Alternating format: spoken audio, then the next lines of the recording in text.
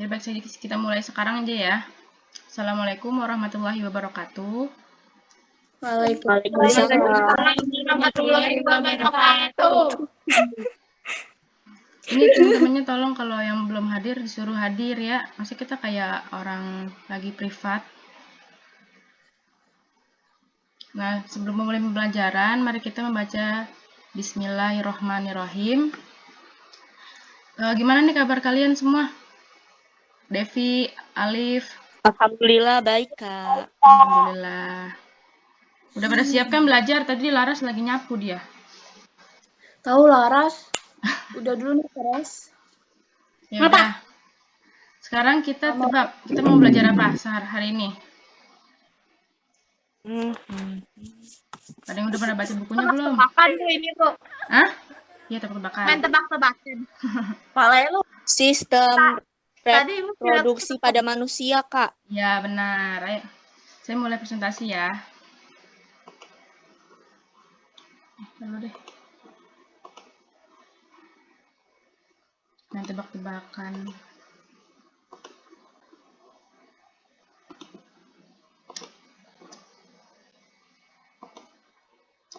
Udah kelihatan belum? Di layar HP kalian. Udah, Kak. Udah. Oke, sekarang kita akan mempelajari tentang sistem reproduksi pada manusia. Nah, tujuan pada pembelajaran kali ini ialah dapat menjelaskan struktur dan fungsi alat-alat reproduksi pada pria dan wanita, dapat menjelaskan proses pembentukan sel kelamin, dapat juga menganalisis hubungan struktur jaringan sistem reproduksi manusia, penyusun organ reproduksi dengan fungsi dalam, dan dapat menganalisis kelainan atau gangguan yang berhubungan dengan sistem reproduksi. Nah, reproduksi. Makhluk hidup selalu bereproduksi. Kira-kira kenapa? Ada yang tahu nggak? Coba tadi Zahwa, Alif, Devi, Adam. Ada yang tahu kenapa sih tiap makhluk hidup itu selalu bereproduksi? Widi tadi bareng-bareng nih.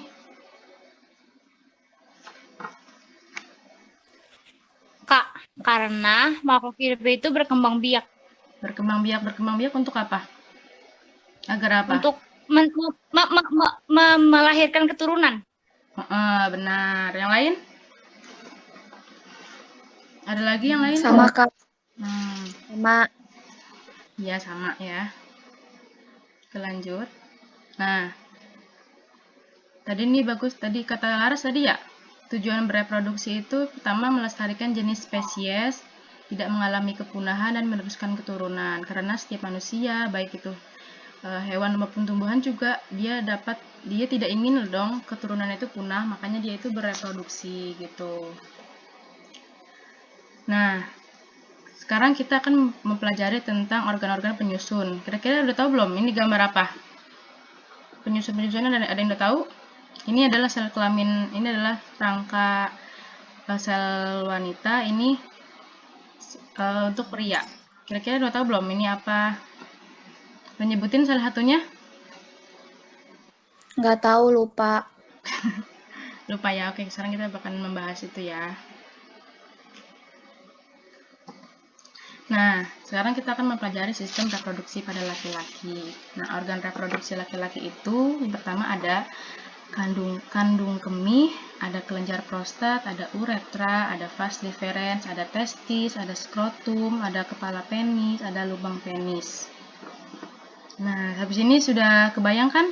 Kita akan ini adalah organ reproduksi pada laki-laki. Nah, yang pertama ada skrotum atau kantung pelir. Nah, kantung ini yang membungkus testis dari luar tubuh. Nah, berjumlah sepasang dan dipisahkan oleh septum internal. Nah, yang kedua ada testis. Testis ini tadi di dalam skrotum ini ya, yaitu untuk tempat spermatogenesis. Spermatogenesis itu adalah proses pembentukan sperma bagi laki-laki. Nah, dalam tubuh seminiferus ini terdapat sel-sel batang, sel-sel Sertoli, dan sel Leydig. Yang ketiga ada saluran reproduksi. Yang pertama ada epididymis, ada vas deferens, ada ductus, dan uretra. Nah, yang keempat ada kelenjar aksesori nih. Yang pertama ada vesicula seminalis, ada kelenjar prostat, ada kelenjar Cowper. Yang kelima ada penis. Nah, penis ini berfungsi sebagai organ kopulasi serta pengeluaran urin dan semen. Semen itu sperma ya. Sampai sini sudah paham? Ada yang mau ditanyakan nggak? Nanti kalian bisa baca sendiri ya di PPT-nya.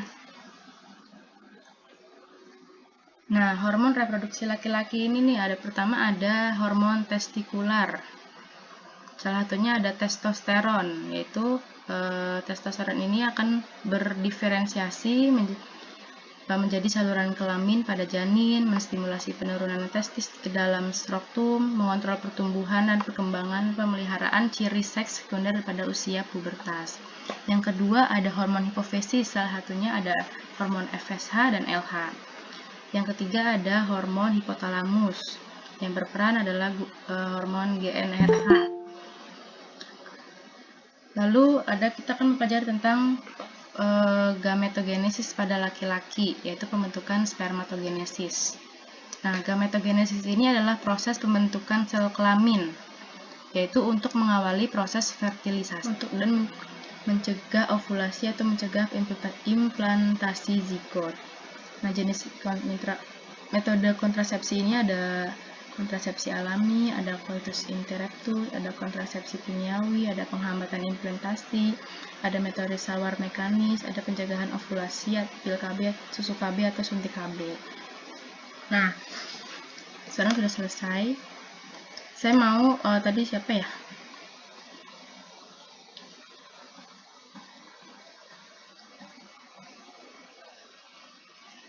Saya mau Alif, coba tadi ada apa aja sih organ-organ pada laki-laki? Mana Alif? Ada orang nggak nih? Laki-laki, Kak. Iya, organ laki-laki tadi ada apa aja? Udah pada buka belum PPT-nya tuh yang di saya kirim? Udah. Ada kandung kemih, kelenjar prostat, uretra, vas deferens, testis, skrotum, kepala penis, lubang penis. Kalau Laras nih, Laras. Ya Allah, termasuk.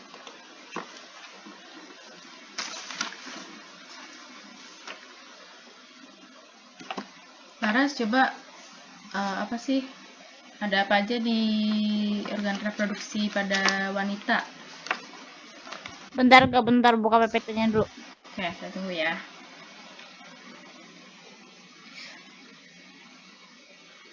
Kita kalau habis kalian bisa gabung lagi di link yang sama ya, kan di grup ada tuh.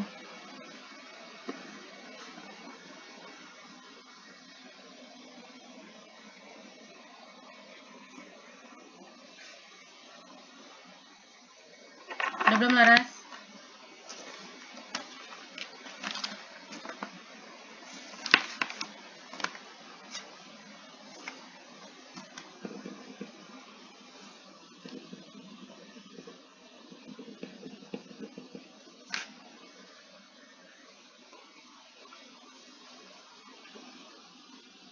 Nah, coba yang lain, Eksa. Ada apa aja tuh di organ reproduksi pada wanita? Sebagai wanita juga. Mana nih Eksa? Saya Ya, apa tuh? Sebutin. organ reproduksi wanita itu ada ovarium, fallopian tube, uterus, cervix, bladder, rectum, uretra, clitoris, labia maroja, labia minora, himen, vagina.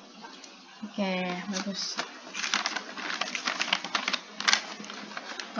Devi tadi siklus menstruasi itu ada berapa tahap, Devi?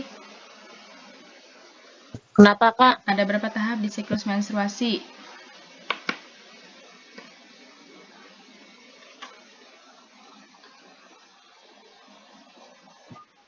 Nggak ada PPT-nya, Kak. HP saya nggak bisa download. Nah, coba yang lain. Siapa yang lagi tadi ya? Sahat, udah buka belum?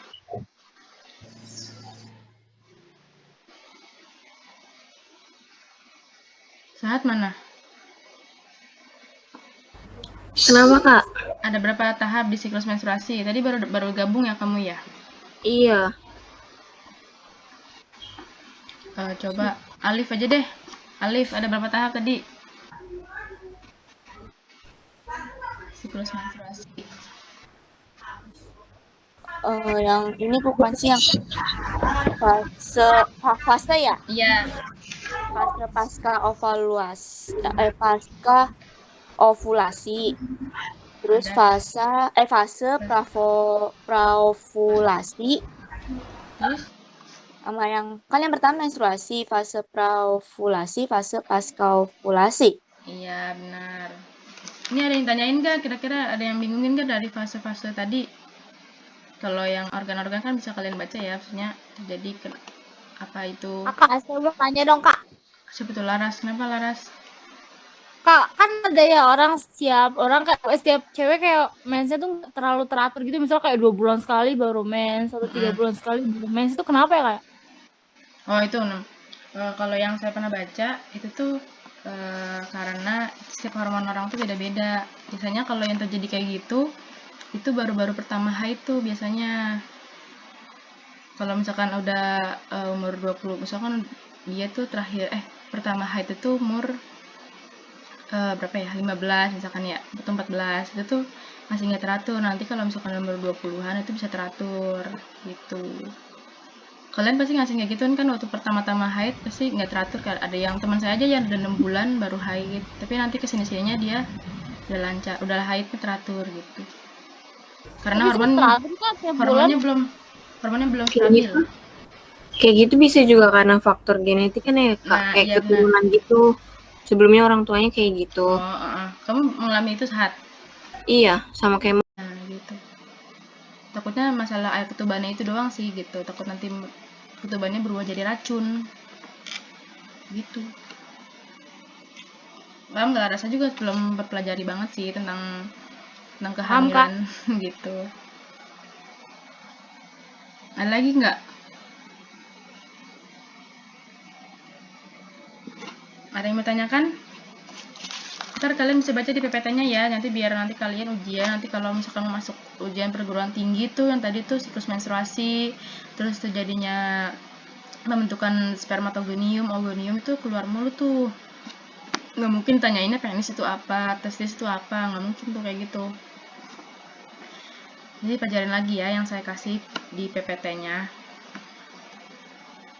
Ada yang mau memberi kesimpulan? Coba Sahat nih, yang baru datang tadi nih. Sahat bisa kesimpulan nggak tadi teman-temannya? Mana nih Sahat nih?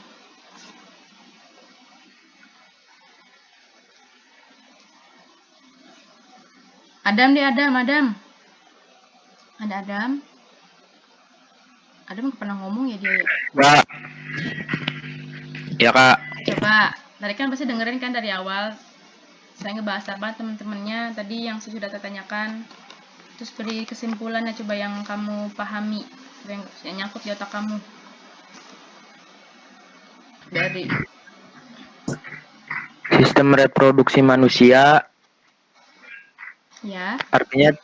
Artinya reproduksi terjadi melalui proses bertemunya gamet jantan sperma Dan dengan gamet betina atau ovum. Terus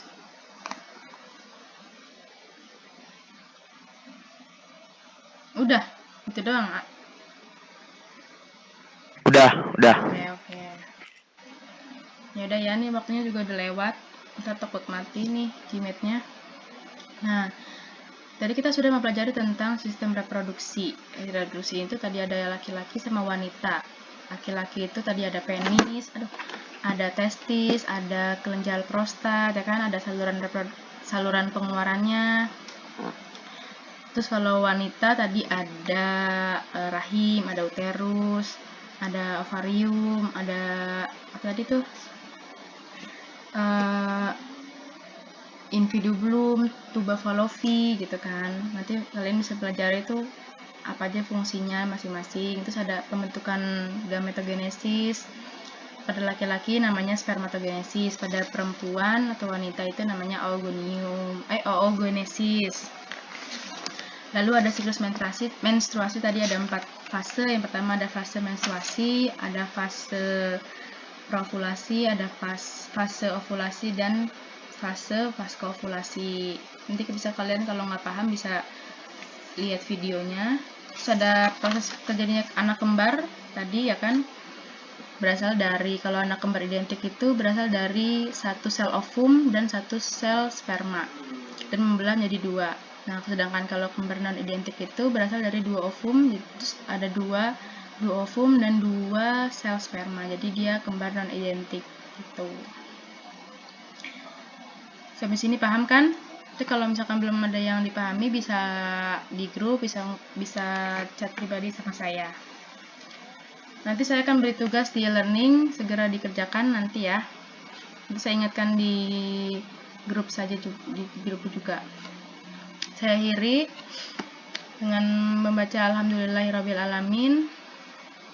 Saya mengucapkan wassalamualaikum warahmatullahi wabarakatuh. Waalaikumsalam warahmatullahi wabarakatuh. Makasih ya, Kak. Makasih, Kak. Iya, sama-sama. Sehat. Semoga paham ya. Iya, Kak.